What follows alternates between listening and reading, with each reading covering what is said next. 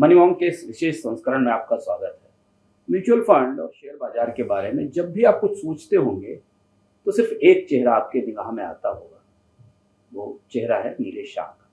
लोग निवेश की दुनिया में निवेश गुरु शब्द का इस्तेमाल करते हैं। बहुत जगह अब निवेश गुरु काफ़ी सामान्य शब्द हो गया है, पर नीलेश शाह को आप निवेश ऋषि कह सकते हैं। गुरु की सीमा से थोड़ा अलग। उनके बातचीत करने का तरीका, उनके संदर्भ, बहुत आसानी से सहजता से चीज़ों को बताना और बेहद जटिल वित्तीय निवेश की दुनिया में इस तरह से एक शिक्षक की तरह निवेशकों को भी और जो निवेश करने वाली कंपनियां हैं उनको भी जिस तरह से वो बताते हैं, उनको सुनना, उनसे बात करना अपने आप में एक अनुभव होता है। और हम आपको गारंटी देते हैं कि आज के इस मनी मॉन्क में वास्तव में वो मनी मॉन्क है हमारे पूरे उद्योग के। उनसे बात करके और उनको सुनकर आपको भी पता चलेंगी कुछ ऐसे सूत्र, कुछ ऐसी जानकारियां जो सामान्य रूप से आप म्यूचुअल फंड्स की कठिन कठिन रिपोर्ट में और एनालिसिस में नहीं जान पाते। तो आइए स्वागत करते हैं नीलेश शाह का। धन्यवाद सर। पहला सवाल हम शुरू करते हैं। कल हमारे पास आंकड़ा आया म्यूचुअल फंड का कि भारत में 3 साल के भीतर म्यूचुअल फंड के जो यूनिक होल्डर थे उनकी संख्या 2 करोड़ से 4 करोड़। इस आंकड़े को आप कैसे देखते हैं? अंशुमन भाई, अगर पीछे देखे तो 4 करोड़ निवेशकों का विश्वास और 45 लाख करोड़ से ज़्यादा AUM बहुत अच्छा लगता है। बट जब मैं अपने आसपास देखता हूँ, आगे देखता हूँ, तो मुझे बहुत ग्लानि महसूस होती है। 18 करोड़ भारतीय ऐसे हैं जिन्होंने क्रिप्टो में निवेश करके, ट्रेडिंग करके पैसा कमाया। ज़्यादातर लोग नीचे के तबके के लोग थे। 10 करोड़ से ज़्यादा भारतीय गेम्स खेलते हैं, रमी, पोकर, और वहाँ पे पैसा खोते हैं। करोड़ों भारतीय लॉटरी के पीछे अपना पैसा लगाते हैं। 100 लोग खोते होंगे, एक बनाता होगा। 2 करोड़ से ज़्यादा लोगों ने पॉन्सी स्कीम में निवेश किया है। ये सारे लोग अमीर बनना चाहते थे और वो लालच से, किसी के बहकावे में आने से गलत रास्ते इख्तियार कर चुके। तो ये 4 करोड़ हमने जो निवेशक खड़े किए हैं, बहुत अच्छी बात है, बट हमें इसे और आगे लेके जाना है ताकि हर निवेशक जो अपनी फाइनेंशियल सिक्योरिटी चाहता है वो क्रिप्टो में लॉस न करे, लॉटरी में नुकसान न करे, गेमिंग में नुकसान न करे, ट्रेडिंग में नुकसान न करे, पॉन्जी स्कीम में नुकसान न करे, म्यूचुअल फंड के जरिए सही तरीके से निवेश करे और अपनी फाइनेंशियल सुरक्षिता प्रदान करे। नीलेश भाई, 20 करोड़ लोगों ने कम से कम लगभग अमीर बनने की जल्दी लालच में नुकसान उठाया, जो आंकड़े हमें सामने दिखाई देते हैं। पर आप आपने कहा कि जो ग्लानि और निराशा होती, जो हम लोगों को भी निराशा होती। भारत में 7 करोड़ लोगों के पास कारें हैं और केवल 4 करोड़ लोग म्यूचुअल फंड होल्ड करते हैं। अगर इस आंकड़े को आप समझने की कोशिश करें और देखें तो ऐसा लगता है कि म्यूचुअल फंड में निवेश करने वालों की क्षमता है देश में, पर फिर भी वो लोग म्यूचुअल फंड में नहीं आते। दूसरा आंकड़ा अगर अब आप देखें तो भारत में GDP और AUM का जो रेशियो है, अगर आप बैंकों में डिपॉजिट का रेशियो देखें तो वो 67-68% के आसपास है, जबकि AUM को देखें तो 15-16% के आसपास है। ये दोनों आंकड़े किस्म की असंगति, किस्म का पैराडॉक्स बताते हैं। तो ऐसा तो नहीं है कि लोगों के पास सेविंग के लिए पैसा नहीं है, एक। दूसरी चीज़ है कि उनको अपनी ज़िंदगी बेहतर करने के लिए कमाई की इच्छा भी नहीं है, नहीं तो वो 20 करोड़ लोग क्रिप्टो पूंजी में पैसा नहीं लगा रहे होते। फिर आखिर उनको क्या रोकता है म्यूचुअल फंड में आने से? जब आप किसी और के सामने एक उंगली उठाओ तो 4 उंगली तो अपने सामने आती है।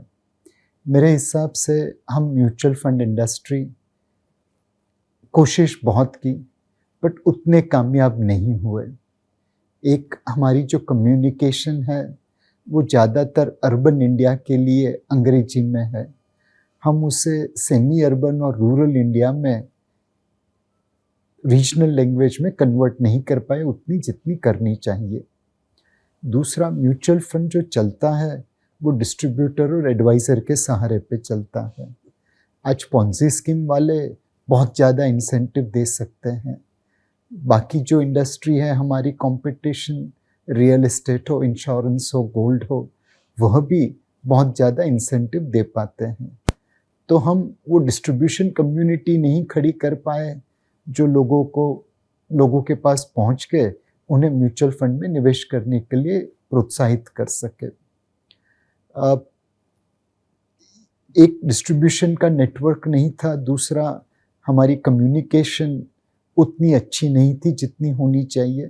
ये शायद मेरी इंडस्ट्री की कमजोरी है। एक और चीज़ है कि हम सदियों पुरानी प्रथा को तोड़ रहे हैं। रियल एस्टेट में आपके पिताजी ने, उनके पिताजी ने, उनके पिताजी ने निवेश किया था।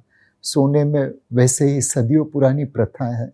म्यूचुअल फंड्स तो मुश्किल से 90 का प्रोडक्ट है। तो दुनिया में देखा है कि अब 30, 40, 50 साल म्यूचुअल फंड में काम करते रहो, लोगों को समझाते रहो, और फिर एक दिन जे कब आ जाता है जब संख्या बढ़ने लगती है। तो मेरे हिसाब से सेबी ने जो कदम उठाए हैं, रेगुलेटरी गार्ड रेल बनाई है, डिजिटल यूसेज करके लोगों तक रीच पहुंचाने की कोशिश की है, और हमने जो मेहनत की है उन सब का फ़ायदा आने वाले समय में दिखने को मिलेगा। यश भाई, अक्सर लोग ये कहते हैं कि शेयर बाजार या म्यूचुअल फंड में लोग निवेश डर के कारण नहीं करते, पर मुझे इसमें भी बड़ी असंगति लगती है कि लोग अगर डरते हैं तो फिर क्रिप्टो में निवेश क्यों करते हैं? अगर वो डरते हैं तो गेम्स में पैसा क्यों लगाते हैं? वो डरते हैं तो स्पेकुलेटिव एक्टिविटीज़, बेटिंग क्यों करते हैं? इंडिया में इतने बेटिंग ऐप्स हैं, रोज़ छापे पड़ते हैं, पकड़े जाते हैं। तो अगर उनके अंदर खौफ है या डर है तो वो फिर अपने पैसे को और ज़्यादा संरक्षित करें, ऐसी चीज़ों में नहीं लगाएं। कहीं ऐसा नहीं लगता कि म्यूचुअल फंड को लेकर ज़्यादा डर पैदा किया गया? कम्युनिकेशन के जरिए ऐसी बात बार बार कही जाती है कि सबसे पहले म्यूचुअल फंड का विज्ञापन आता और कहता, सबसे पहले वो चिल्ला के कहता है कि mutual fund is subject to market risk. तो ये जो जोखिम का, जिन चीज़ों में ज़्यादा जोखिम है उनके बारे में कम बात किया जाना, और जिन चीज़ों में कम जोखिम है उनके जोखिम के बारे में ज़्यादा बात किया जाना, कहीं ऐसा तो नहीं आपको लगता है कि लोगों के अंदर म्यूचुअल फंड को लेकर लगभग वैसा ही डर पैदा हो गया जो स्टॉक मार्केट को लेकर था? हालांकि स्टॉक मार्केट और म्यूचुअल फंड दोनों बिल्कुल अलग अलग प्रोडक्ट हैं और दोनों में रिस्क का प्रोफाइल बिल्कुल अलग है। ऐसा तो नहीं लगता आपको? एक है कि आप सच के रास्ते पे चलें जी। वो लंबा और कठिन जरूर है, बट मंजिल पे पहुंचा देता है। आज बहुत सारी ऐसी इंडस्ट्री है जहाँ पे लोगों को कम्युनिकेशन करने में गुमराह कर देते हैं। बड़े बड़े फिल्म स्टार लेके आते हैं जो अपने प्रोडक्ट की बिकवाली करते हैं। कम्युनिकेशन करते टाइम आसमान के सितारे दिखाते हैं। एजेंट को इतना ज़्यादा कमीशन देते हैं कि वो मिससेल करता है, बातें करके लोगों को गुमराह करता है। बट ये सारी चीज़ें आपको कहाँ तक लेके जाएगी? यस, शॉर्ट टर्म सक्सेस है, बट इन्वेस्टर्स का भरोसा तोड़ के, इन्वेस्टर्स को उल्लू बना के, उनका नुकसान करके आप कहाँ तक पहुँचोगे? हमारी मंजिल सच की मंजिल है, हमारा रास्ता नेक है। इसमें समय जरूर लग रहा है, बट मुझे पक्का विश्वास है कि अल्टीमेटली हम हमारी मंजिल पे पहुंचेंगे। ये सारे लोग जो दूसरी जगह पे नुकसान कर रहे हैं वो घूम फिर के म्यूचुअल फंड में आ जाएंगे। हम तो कहते हैं सुबह का भूला शाम को घर आए, तो उसे भूला नहीं कहेंगे। सर 3 साल लगे 2 करोड़ से 4 करोड़ होने में भारत में म्यूचुअल फंड निवेशकों को, और ये भी वो दौर था जिस दौर में इंडियन स्टॉक मार्केट में रिटर्न्स अच्छे थे, बेहतर रिटर्न्स थे। तो एक और जो फैक्टर जिसने काम किया, जिस कारक ने लोगों को प्रोत्साहित किया कि लोगों को स्टॉक मार्केट में रिटर्न मिला, और इसके साथ ये भी वो दौर था जिस दौरान लोगों ने क्रिप्टो में भी पैसा लगाया। इन्हीं 3 सालों के भीतर क्रिप्टो में भी पैसा गया, शुरुआत में मुनाफा आया। अगर आप इस पेस को देखें तो आपको कब लगता है कि भारत के टोटल फिनेंशियल सेविंग्स में से म्यूचुअल फंड का हिस्सा दोगुना हो पाएगा? जो 6% है इस समय वो 12% हो जाएगा, या हमें कहें कि भारत में जो GDP टू AUM रेशियो है वो डबल हो जाएगा 15 से 30%। और जब 30% भी होगा ना सर, तब भी वो फिनेंशियल बैंक डिपॉजिट का आधा ही रहेगा, 50% ही रहेगा। कब तक आपको लगता है ये संभव होगा? इसमें एक हमें थोड़ा सपोर्ट चाहिए रेगुलेटर से, लॉ से। आज जो डिस्क्लोजर स्टैंडर्ड्स है, कम्युनिकेशन है, इंसेंटिव स्ट्रक्चर है, पे आउट है, वो हर इंडस्ट्री में अलग अलग है। फॉर एग्जांपल पॉन्जी स्कीम वाले आपको 2% दिन का ब्याज बोल सकते हैं।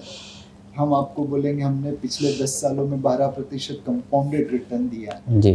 जब तक मैं कंपाउंडेड रिटर्न पर एनएम पे पहुंचता हूँ तब तक सामने वाला सो जाता है। तो एक लेवल प्लेइंग फील्ड चाहिए हमें, ताकि सारे प्रोडक्ट लोग एक ही तरीके से इवैल्यूएट कर सकें। दूसरी चीज़ है, मेरे जो निवेशक हैं वो दिन दूनी रात चौगुनी बढ़ रहे हैं, और हर निवेशक अपने सर्कल में मेरी बातें कर रहा है। तो एक निवेशक आएगा वो और दो को लेके आएगा। तो ये हमारा ज्योमेट्रिक प्रोग्रेशन ग्रोथ है। जितना समय हमें 2 करोड़ निवेशक बनाने में लगा, उससे कहीं तेज़ी से हमने उसे दुगना किया, और उससे तेज़ी से हम उसे दुगना करते जाएंगे। अब मेरे हिसाब से AUM म्यूचुअल फंड के लिए ज़रूरी है, बट साथ साथ नंबर ऑफ निवेशक लाना भी ज़रूरी है। हम वैसे तो कहलाते हैं कि आप मनी मैनेजमेंट में है, बट एक्चुअली हम ट्रस्ट मैनेजमेंट में हैं। मेरे पास अगर आपका विश्वास है तो आपका पॉकेट शेयर आज नहीं तो कल आ जाएगा। अगर विश्वास नहीं रहा तो जो पॉकेट शेयर आया है वो भी आज नहीं तो कल चला जाएगा। तो हम बस ये विश्वास की पूंजी जमा कर रहे हैं, और कहते हैं विश्वास जमा करने में सालों लग जाते हैं, खोने में एक ही कसर चाहिए, एक ही दिन चाहिए। तो बस हम ये विश्वास की पूंजी जमा कर रहे हैं, निवेशक को खुश रख रहे हैं, और उसके फल हमने ऑलरेडी देखे हैं आते हुए, आने वाले समय में और तेज़ी से आएंगे। जब हम म्यूचुअल फंड के आंकड़े को और भीतर से देखें तब हमें दिखाई देता है कि भारत के म्यूचुअल फंड इंडस्ट्री में बड़ा निवेश भारत के मिडिल क्लास से आया। मध्य वर्ग को थोड़ी समझ थी, थोड़ी उनके पास फाइनेंशियल सरप्लस थे, और उन्होंने अपने बैंकिंग सेविंग्स से थोड़ा फंड डाइवर्ट किया। पिछले 1 साल के तो हमने देखा कि भारत में सेविंग्स गिरी और म्यूचुअल फंड में इन्वेस्टमेंट बढ़ा। अब हम एक फेनोमेना देख रहे हैं जिसमें भारत का मिडिल क्लास श्रिंक हो रहा है। अभी हम IT सेक्टर से जो खबरें आ रही, जॉब कट की, स्टार्टअप जहाँ से नए जॉब्स आने शुरू हुए, और दूसरा ये कि ओवरऑल जो जॉब का सिनेरियो है उसमें कॉन्ट्रैक्ट जॉब्स और नॉन सैलरीड जॉब्स रेगुलरली बढ़ रहे हैं। ये जो श्रिंकिंग मिडिल क्लास है, इसे आप म्यूचुअल फंड इंडस्ट्री की ये जो ग्रोथ है जिसे आप बता रहे हैं कि अब हम मल्टीप्लाइड ग्रोथ की तरफ जाएंगे, उसके लिए कैसा चैलेंज देखते हैं मिडिल क्लास का सिकुड़ना भारत में? क्योंकि भारत का मध्य वर्ग अभी भी 13-14 करोड़ लोगों का मिडिल क्लास है, जो सब कुछ करते हैं, जो बीमा भी खरीदते हैं, जो म्यूचुअल फंड भी खरीदते हैं, जो शॉपिंग मॉल में जाके शॉपिंग भी करते हैं, कार भी खरीदते हैं। यही वो क्लास है जो अभी BFSI इंडस्ट्री के पास है। यहाँ दूसरा एक और इसके साथ सवाल है कि इसके बियॉन्ड का जो क्लास है उसके पास भी सरप्लस है, सेविंग्स है। हमने अपने सर्वे में पाया था, मनी9 ने अपने सर्वे में पाया था, उसे पेनिट्रेट कर पाना और उसकी छोटी सेविंग्स को, छोटी बचतों को म्यूचुअल फंड में लाना, ये कैसे संभव होगा? ये दो चीज़ें एक साथ जुड़ती हैं। सो अगेन अंशुमन जी, अगर हम देखें 1 क्वार्टर 2 क्वार्टर तो मिडिल क्लास ऊपर नीचे जाता है, बट मैं आंकड़े अनुमान से दे रहा हूँ, बट तकरीबन 2004 में भारत जो था उसको अगर आप डिवाइड करें तो 0.5% भारतीय पॉपुलेशन फ्रांस के GDP के बराबर था, और कुछ इंडोनेशिया के बराबर था, कुछ युगांडा सब सहारन अफ्रीका के बराबर था। आज हमने लोगों को युगांडन लेवल से इंडोनेशिया लेवल पे शिफ्ट किया है, तकरीबन 27%, और फ्रांस आधे से 1% हो गया है। सो भारत में 3 राज्य है, फ्रांस जो 1% भारतीय पॉपुलेशन है, इंडोनेशियन जो तकरीबन 27% है, और बाकी 70% के आसपास सब सहारन अफ्रीका है। ये जर्नी तो चलती रहेगी, और उसमें म्यूचुअल फंड का सबसे बड़ा योगदान होगा। भारतीय की सेविंग्स ऊपर नीचे होती है, बट फिर भी 30% के ऊपर ही रहेगी। बट उस सेविंग्स का निवेश हम कहाँ पे करते हैं वो बहुत इम्पॉर्टेंट है। रियल एस्टेट, सोना, करेंसी इन सर्कुलेशन, मतलब आज भी भारत में 33 लाख करोड़ से ज़्यादा करेंसी इन सर्कुलेशन है, उसके ऊपर आप एक पैसा नहीं बनाते। आज UPI एंड भीम की वजह से आपको करेंसी कैरी करने की कोई ज़रूरत नहीं है। जिस दिन निवेशक को समझ आ जाए कि UPI भीम से करेंसी में मैनेज कर लूँगा, कैश की ज़रूरत नहीं रहेगी, और वो पैसा म्यूचुअल फंड में लगा दे, उसके ऊपर वो तकरीबन 5-6% रिटर्न आज के समय में पा पाएगा। ना सोचिए 33 लाख करोड़ के ऊपर अगर आप 5% रिटर्न देख रहे हैं, हम लोग तकरीबन 1,80,000 करोड़ 1,70,000 करोड़ के आसपास का रिटर्न साल का रिटर्न पैसा देख रहे हैं। तो लोगों का माइंडसेट बदलने की ज़रूरत है। एंड मेरे हिसाब से जैसे जैसे इस प्रकार की न्यूज़ फैलेगी, वैसे वैसे लोग समझेंगे कि हमें सेविंग्स के साथ साथ निवेश करना भी ज़रूरी है। अब ये जो निचला तबका है, जिसको अब हमें लगता है कैचमेंट के दायरे में लाया जाना चाहिए म्यूचुअल फंड इंडस्ट्री में, क्योंकि वो लोग जिनकी 25,000, 30,000 रुपये, 40,000 रुपये महीने की इनकम है, वो अभी म्यूचुअल फंड के दायरे से लगभग बाहर हैं। उनकी बुनियादी जो बचत है वो स्मॉल सेविंग स्कीम्स में जाती है, जो सुकन्या समृद्धि इस तरीके की, या वो बैंकों में अपना पैसा रखते हैं। ये बड़ा कैचमेंट है और इन्हें शायद फिनेंशियल सिक्योरिटी की ज़रूरत उन लोगों से ज़्यादा है जिनके पास अब 15-15 तक सिप हैं, 10-10 सिप हैं, 20-20 सिप एक साथ चला रहे हैं। इनको टारगेट करने के लिए, इन तक पहुंचने के लिए म्यूचुअल फंड इंडस्ट्री इच्छुक नहीं दिखती, या वो उतनी इच्छा नहीं है, क्योंकि अभी हमारे पास AUM आ रहा है और वहीं से ग्रोथ हो रहा है कि एक यूनिक SIP होल्डर बनाया, उसने उसकी 2 थी, पर अगले साल उसने 4 करा ली, तो हमारा AUM बढ़ रहा है, या कहीं रेगुलेटरी या कल्चरल हर्डल है इन लोगों तक जाने में, सांस्कृतिक कोई बाधा है कि इन्हें समझाया जा सके कि छोटी बचत, सबसे अच्छी छोटी बचत म्यूचुअल फंड है, सबसे अच्छी स्मॉल सेविंग म्यूचुअल फंड है, जहां आपको कंपाउंडिंग का फ़ायदा मिलता है। ये समस्या कैसे हल होगी? एक हम सदियों पुरानी परंपराओं को तोड़ने की कोशिश कर रहे हैं। जो नीचे के तबके के लोग हैं वो ज़्यादातर पैसा घर पे रखते थे और उनके घर उतने पक्के नहीं होते थे, तो सोने के रूप में साथ में लेके चलते थे।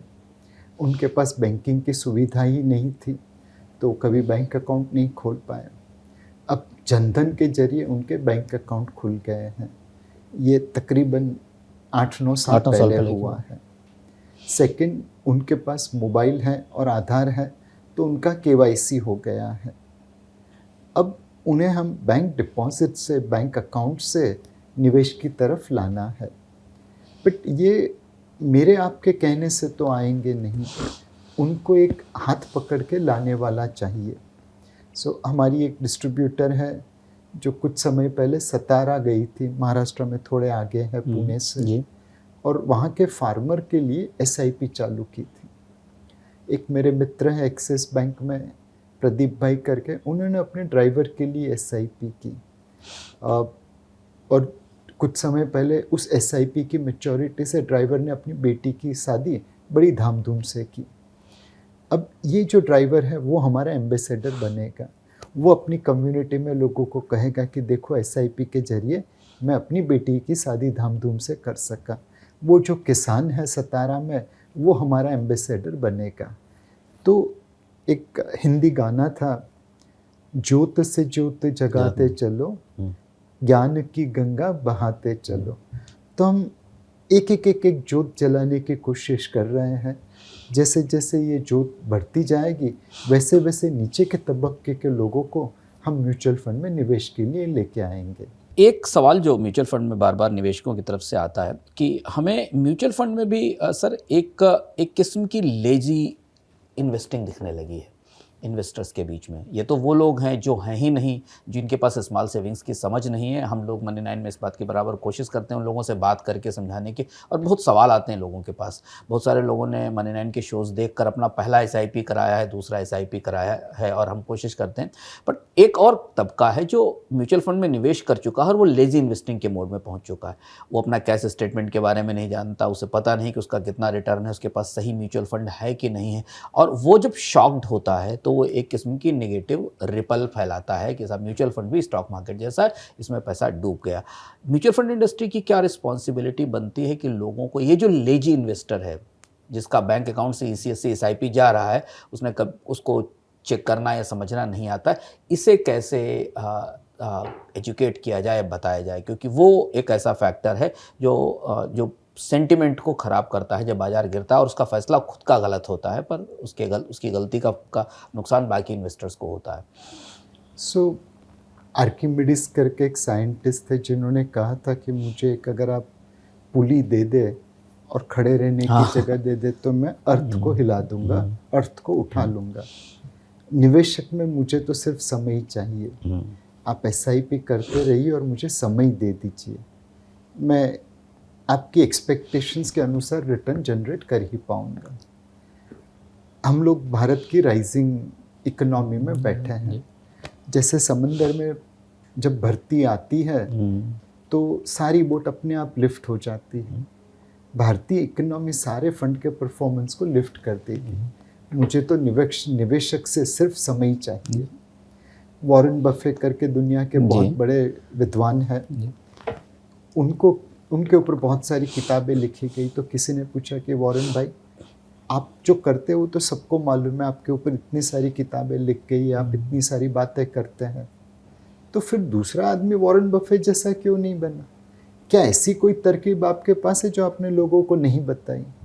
तो वॉरेन बफे ने कहा कि मैं जो करता हूँ मैंने सबको बता दिया है, लेकिन मेरी जो पैसे बनाने की पद्धति है वो बहुत स्लो है।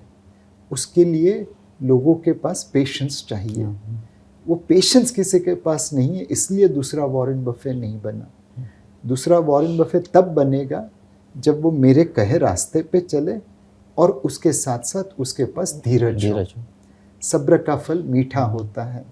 अगर निवेशक ने मुझे सब्र दे दिया, मैं गारंटी के साथ कह सकता हूँ कि उनके फल मीठे ही होंगे। ये लेकिन बड़ा इंटरेस्टिंग एनालॉजी है, और इससे हम इस और जानना चाहते हैं। हम ऐसी पीढ़ी के बीच में हैं जो सारी चीज़ें तत्काल चाहती है, वो जो अर्न करना चाहती है उसके पर बेहतर लाइफ की एक्सपेक्टेशंस हैं उसकी। वो अपनी सैलरी भी पूरी खर्च कर देती है 28 तारीख तक, और फिर 27 तारीख के बाद कर्ज लेना शुरू कर देती है क्रेडिट कार्ड पर। इस जनरेशन को, जिससे रिजल्ट्स बहुत जल्दी चाहिए अपने लिए और अपने जीवन को बेहतर कराने के लिए, बिकॉज हम एक ऐसी व्यवस्था से आ रहे हैं जहां हमने अच्छी स्टैंडर्ड ऑफ लिविंग नहीं देखी है, हमारे पेरेंट्स ने, हमारी पिछली पीढ़ी ने नहीं देखी, उससे इतना पेशेंस म्यूचुअल फंड में निवेश के लिए कैसे आएगा? क्योंकि यहाँ दोनों चीज़ें, एक अच्छी ज़िंदगी अभी जीनी है और म्यूचुअल फंड के रिटर्न बाद में आएंगे। जब शायद आप वॉरेन बफे 60 साल के हुए तब उतने रिटर्न उन्होंने जनरेट किए जब उन्होंने बिजनेस शुरू किया था। ये दुविधा हमेशा म्यूचुअल फंड निवेशकों के बीच में, और खासतौर से ये युवा निवेशक है, जब उनसे कहा जाए कि आप SIP करना शुरू करिए तो उनको ये बात समझ में नहीं आती कि इतना धैर्य कैसे रखा जाए कि अभी मुझे चाहिए नया आईफोन और म्यूचुअल फंड में तो मुझे रिटर्न मिलेगा 8-9 साल बाद, 10 साल बाद। ये दुविधा आप कैसे देखते हैं लोगों के बीच में? एक आज की जनरेशन बहुत स्मार्ट है, उनके साथ आप लॉजिकली बात करो तो सारी चीज़ें समझ में आ जाती हैं। नॉट दैट यंग बच्चों को डिसीज़ होते हैं, बट अगर किसी को कोलेस्ट्रॉल है, ब्लड प्रेशर है, डायबिटीज़ है, तो वो साल भर की मेडिसिन एक साथ तो नहीं लेता कि चलो एक झटके से ठीक हो जाऊं। डायबिटीज़ की मेडिसिन हर रोज लेता है। तो कई कई जगह पे वो नियमों का पालन कर लेते हैं, बिकॉज उन्हें कन्विक्शन दिया गया है कि अगर आप रोज डायबिटीज़ की मेडिसिन लेंगे, कोलेस्ट्रॉल की मेडिसिन लेंगे, तभी जाके आपको फ़ायदा मिलेगा। मुझे भी उसी भाषा में उनसे बात करनी है कि ये सृष्टि का नियम है, सब्र का फल मीठा होता है। एंड इन्वेस्टमेंट है क्या? जब मैं रिलायंस का शेयर लेता हूँ, मैं मुकेश अंबानी के साथ पार्टनरशिप करता हूँ। बहुत छोटा सा पार्टनर बनता हूँ, बट है तो उनका पार्टनर ही। अब क्या भारत के सबसे अच्छे बिजनेसमैन रातों रात चमत्कार कर पाएंगे? जी नहीं, उनको भी तो समय लगेगा एक रिफाइनरी बनाने में, एक रिटेल बिजनेस खड़ा करने में, एक टेलीकॉम बिजनेस खड़ा करने में। तो भारत के सबसे अच्छे बिजनेसमैन को अगर समय चाहिए बिजनेस को बड़ा करने में, ग्रो करने में, तो एक उनका जो पार्टनर है, उनका जो निवेशक है, वो उससे पहले कैसे चमत्कार करके दिखाएगा। मेरे हिसाब से अगर हम नई पीढ़ी के साथ, लॉजिक के साथ, कन्विक्शन के साथ बात करें, उनके सामने फैक्ट्स प्रस्तुत करें, तो मेरे हिसाब से वो अपना लेगी। एक आखिरी सवाल और उसके बाद एक छोटा सा रैपिड फायर राउंड। आखिरी सवाल एक, जब हम आपसे बात कर रहे हैं तो दुनिया में 2 हिस्सों में युद्ध चल रहा है ना। एक युद्ध साल भर से चल रहा है और एक युद्ध जो शुरू हुआ ये कितना लंबा चलेगा और साल भर चलेगा पता नहीं। और भारत में पॉलिटिकल चेंज का और इलेक्शन का पूरा रोड मैप सामने है। हमारे पास विधानसभा के चुनाव और उसके बाद अगले साल तक जब उसके नतीजे आएंगे तब तक लोकसभा चुनाव की तैयारी शुरू हो चुकी होगी और शेयर बाज़ार अपने तरीके से डावाडोल है। इस परिस्थिति में लॉन्ग टर्म और मीडियम टर्म में भारतीय मार्केट्स के लिए को आप कहाँ खड़ा देखते हैं? मौजूदा परिस्थिति में, ख़ासतौर से हम डेली ट्रेडर्स और उनके लिए के संदर्भ में नहीं, जो निवेशक हैं, जो एसआईपी में अभी आना चाहते हैं, जो निवेश करना चाहते हैं, लॉन्ग टर्म में तो वो हैं, लेकिन उन क्या तस्वीर दिखती है भारतीय बाज़ार की आज की परिस्थिति में अगले 5-6 महीने के लिए? 5-6 महीने में क्या होगा कहना मुश्किल है, बट मैं 15-20 साल में क्या होगा वो बता सकता हूँ। एक समय था जब हमारी टैलेंट बाहर चली जाती थी, मैनेजमेंट स्कूल से निकलते थे, टेक्नोलॉजी स्कूल से निकलते थे, अमेरिका यूरोप की तरफ चले जाते थे, बिकॉज़ उस समय भारत में अपॉर्चुनिटीज़ नहीं थी, पैसा नहीं था, यहाँ पे रहते तो करते क्या। आज वो टैलेंट भारत में रह रही है। कल जो टैलेंट बाहर चली गई वो आज की फॉर्च्यून 500 कंपनी चला रहे हैं। सत्या नडेला माइक्रोसॉफ्ट चलाता है, सुंदर पिचाई गूगल चलाता है, शांतनु नारायण अडोबे चलाता है। वही लोग आज कह रहे हैं कि आज के भारत में अगर हम पैदा होते तो हम भारत नहीं छोड़ते। ये टैलेंट जब भारत में रह जाएगी तो उन्हें प्राइवेट इक्विटी वेंचर कैपिटल पैसा देने बैठा है। 90,000 स्टार्टअप है जहाँ पे $140 बिलियन मोटा मोटा निवेश हो चुका है। कल की फॉर्च्यून 500 कंपनी भारतीय टैलेंट भारत में खड़ी करेगी। दूसरी चीज़, टैलेंट के साथ साथ आपको इंफ्रास्ट्रक्चर चाहिए। जितना इंफ्रास्ट्रक्चर हमने 2013 के पहले खड़ा किया, उतना ही इंफ्रास्ट्रक्चर 2014 से 24 के बीच में बन रहा है। सो टैलेंट है, कैपिटल है, इंफ्रास्ट्रक्चर है, तो ग्रोथ की तो कमी रहेगी नहीं। और इस वक्त इंटरनली चीज़ें तो हमारी फेवर में है ही है, एक्सटर्नली भी चीज़ें हमारी फेवर में आ रही है। एक कहानी थी बिरबल की, जब अकबर राजा बिरबल को कहते हैं कि ये लाइन को आप बड़ी करके दिखाओ और टच मत करना, छूना मत। बिरबल ने नीचे एक छोटी लाइन ड्रॉ की, बड़ी लाइन, ऊपर वाली लाइन अपने आप बड़ी दिखने लगी। हमारी इकोनॉमी तो अच्छा कर ही रही है, बट जो हमारे कॉम्पिटिटर्स हैं, पीयर्स हैं, उन्होंने सेल्फ गोल करना चालू किया। रशिया ने यूक्रेन पे धावा बोला, कोई निवेश नहीं करेगा। चाइना को ताइवान के ऊपर कुछ करना है, लोग निवेश करने से झिझक रहे हैं। ताइवान में कोई निवेश नहीं करेगा, चाइना का डर है। साउथ अफ्रीका में सोशल टेंशन बहुत है, इकोनॉमिक पॉलिसीज़ काफ़ी ख़राब है, तो लोग पैसा नहीं लगाएंगे। ब्राज़ील में कम्युनिस्ट सरकार है, लोगों को निवेश करने में डर लग रहा है। इमर्जिंग मार्केट में जब आप देखें कि बाकी सबकी लाइन छोटी है तो हमारी लाइन वैसे ही बड़ी लगने लगी है। अब इसका फ़ायदा हमें उठाना है। अंशुमन जी, मेरे तो पिताजी अब हैं नहीं, बट इस वक्त अगर वो होते तो मैं उनके पास जाता कि पापा, आपने 60, 70, 80, 90 में जब अच्छे अच्छे कंपनीज़ के IPO आ रहे थे, शेयर्स मिल रहे थे, कुछ ले लिया होता तो आज मुझे काम करने की ज़रूरत नहीं पड़ती। और उस वक्त मेरे पिताजी कह सकते थे कि देख बेटा, उस समय तो TV9 जैसी चैनल नहीं थी, मनी 9 जैसी चैनल नहीं थी, तुम्हारे जैसे फंड मैनेजर नहीं थे, डिस्ट्रीब्यूटर नहीं थे, तो हमें पता ही नहीं चला निवेश कैसे करें। हमने तो जो प्रोविडेंट फंड में पैसा लगाया, उसी में तुम्हारी पढ़ाई लिखाई की हमारी ज़िंदगी निकल गई। और मैं अपने पिताजी को माफ़ कर देता कि ठीक है पापा, अब मैं काम कर लूँगा, आप चिंता मत करिए। बट 15, 20, 25 साल बाद आपके बच्चे अगर आपके पास आए और बोले कि जब भारत दुनिया की 10वीं इकोनॉमी से 5वीं और 5वीं से 30वीं पे प्रस्थान कर रहा था, तो आपने क्या किया? आप तो ये नहीं कह पाएंगे कि भाई मनी 9 नहीं था, नीलेश भाई नहीं थे, डिस्ट्रीब्यूटर नहीं थे। उनको जवाब देना बहुत भारी पड़ जाएगा। और इसीलिए भारत की ग्रोथ स्टोरी में निवेश करिए। टैलेंट, कैपिटल और इंफ्रास्ट्रक्चर और ऊपर वाले का साथ जिसने बाकी लोगों की लाइन छोटी कर दी है, इससे बेहतर कॉम्बिनेशन आपको कहाँ पे मिलेगा? तो अभी कोई अगर अनसर्टेनिटी आती है वार या उसके कारण, तो इमीडिएटली बाजार थोड़ा डावाडोल रहेगा, आपको लगता है क्या? क्योंकि बाजार तो नैया की तरह है, जब समंदर में चलती है तो नैया हलक डुलक होती ही है। आपको उस नैया पे विश्वास रख के बैठना है कि उसमें छेद है कि नहीं है। अगर छेद नहीं है तो मंजिल पे डामाडोल होते हुए भी पहुंचा देगी। एक इसके बाद हम अपने आखिरी राउंड पर आ गए हैं, और ये हमारा रैपिड फायर राउंड है। इसमें हम 4 छोटे छोटे सवाल पूछते हैं और नीलेश भाई से ये जानने की कोशिश करते हैं कि अगर इन दोनों में से उनको चुनना हो तो वो क्या चुनेंगे, क्योंकि ये सवाल हमारे निवेशकों की तरफ से आते हैं। और अंत में हम नीलेश भाई से ये पूछेंगे कि उन्होंने अपना निवेश कहाँ किया है, क्योंकि लोगों को पता चले। सर, पहला सवाल ये आप कि पैसिव फंड या एक्टिव फंड? दोनों। दोनों। फंड मैनेजर या फंड हाउस? अगेन दोनों। दोनों। कोच और टीम जी। प्लेयर दोनों की ज़रूरत है। लेस रेगुलेशन और more? I think more regulation. और लास्टली, म्यूचुअल फंड से निकलना ज़रूरी है या म्यूचुअल फंड में बने रहना ज़रूरी है? बने रहना जरूरी है।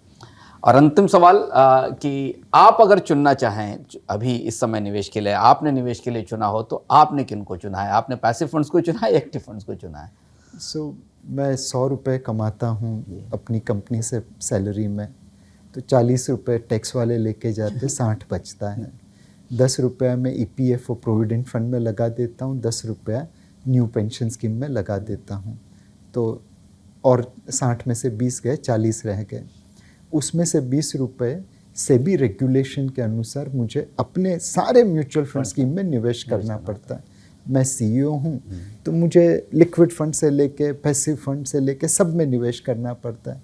तो 20 रुपया वहाँ पे चला गया। जो 20 रुपया बच जाता है वो मैं अपनी बीवी को दे देता हूँ, जिससे मेरा घर चले।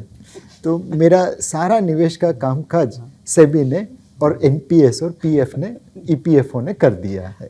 नीलेश भाई की मैंने आपसे शुरुआत में कहा था कि जब आप नीलेश शाह से बात करते हैं तो निवेश गुरु से नहीं, निवेश ऋषि से बात करते हैं। देखिए उन्होंने कितनी साफगोई के साथ, उदारता के साथ आपको अपना निवेश का हिसाब भी बता दिया है कि वो कितना कमाते हैं और कितना बचत करते हैं। अगर आप इसी परसेंटेज को फॉलो कर लें जैसा नीलेश भाई करते हैं अपनी बचत के लिए, तो आपके पास भी उतना ही रिटर्न होगा जितना रिटर्न नीलेश भाई के पास अपने रिटायरमेंट के समय होगा। मनी 9 से बात करने के लिए आपका बहुत बहुत धन्यवाद। मनी मांक में हमारे साथ आज के मनी मांक शो में शामिल होने के लिए आपका बहुत बहुत धन्यवाद। आप आज ही लौट कर आए हैं दिल्ली से और हमारे छोटे से निवेदन पर हमसे इस विस्तार से बात की और कई सारे महत्वपूर्ण मुद्दों पर हमारी बात हुई। मनी 9 की तरफ से हम पूरी टीम की तरफ से नीलेश शाह का बहुत बहुत धन्यवाद करते हैं।